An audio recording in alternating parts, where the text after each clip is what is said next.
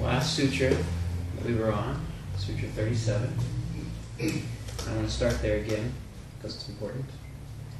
So mental stability can also be experienced by contemplating the states of consciousness and virtuous attitudes and behaviors of spiritually enlightened saints and sages. So remember, the point of all this is to not spend your whole life meditating and not spend your whole life trying to practice spirituality. The point of this is to be a saint or a sage yourself. And all of you have that potential, and it's all there. All you have to do is accept it and realize that everything that you do is an expression of God for your own personality. So whether you're writing or in sales or writing a book, whatever it might be, all of that is that 1/6 billionth of an impulse of God in this world right now. And that's all we have to do here, is just take care of that 1/6 billionth of, I guess you could call it the problem, but 1/6 billionth of the service to the world. Okay. So that said, when you can do your work, when you can do everything that you do as an offering to the infinite consciousness, that's all you need to do.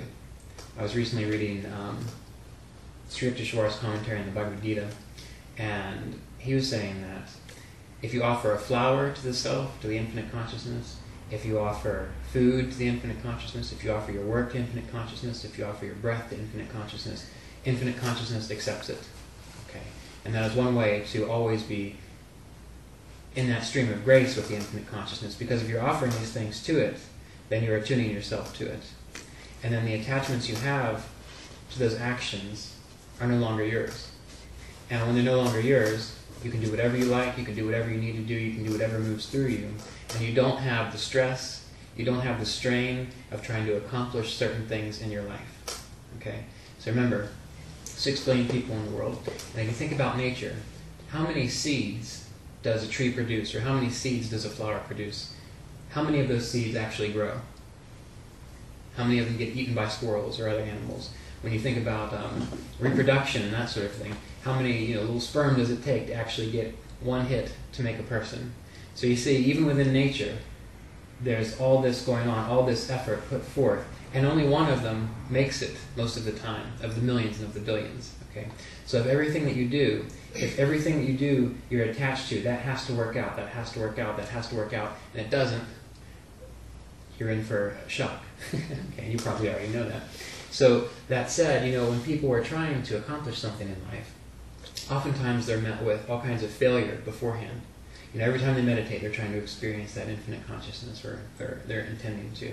And they do that for years and years and years. And eventually one day, one of those meditation hits, and then you have that vision of just this vastness, this eternity, and you have a taste of it, you know what it's like. And once you have that memory, you can bring yourself back into that state, just like you can make yourself happy by remembering happy times. Okay? You can make yourself sad by remembering sad times. When you have that experience of peace, you tune into it, you remember it, and you live from it. And that's what all the saints and sages do. They remember that eternal peace that they get from meditation practice, and then everything they do, they infuse that peace into everything that they do, without attachment. Okay? Because you can't make anything happen. All you can do is clear the way for that peace or that success to occur. And yoga practice, the saints and the sages that we're talking about here, that you want to emulate and replicate their virtuous attitudes, they don't really care who else gets it. Okay?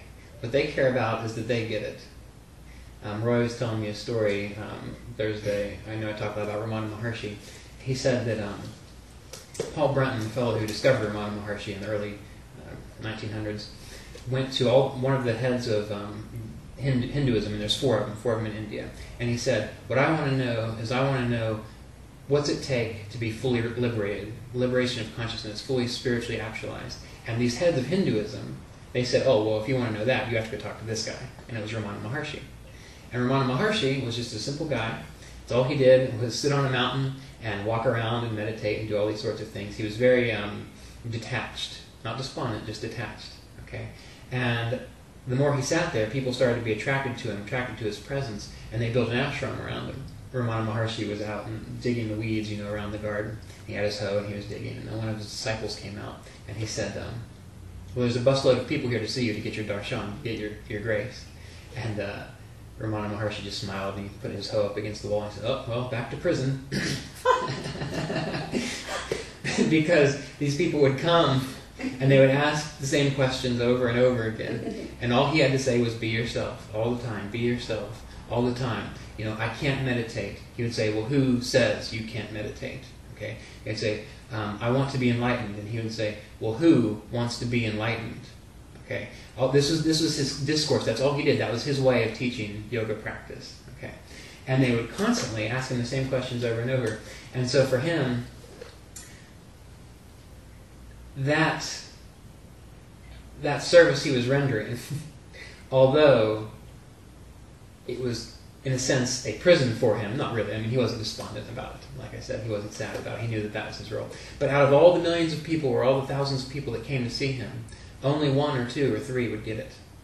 And even Roy said to me, he said, of all the tens of thousands of people I've met in the 60 years I've been doing this, he says, they come, they practice the meditation, but they don't realize that what they're trying to do is to actualize the states of consciousness and virtuous attitudes of the saints and sages. They don't think they can, and so they don't. Okay? They think there's something special about it. They think that they have to be like Ramana Maharshi, living off in a mountain, not caring about anything.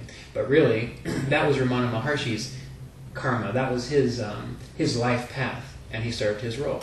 The same thing, when you serve your role, then things naturally build themselves up around you. Consciousness takes care of you, and that's the point. And while you do your work, you maintain that stillness. No matter what happens, you're still there. You're just being yourself. You're just being present. And that's it.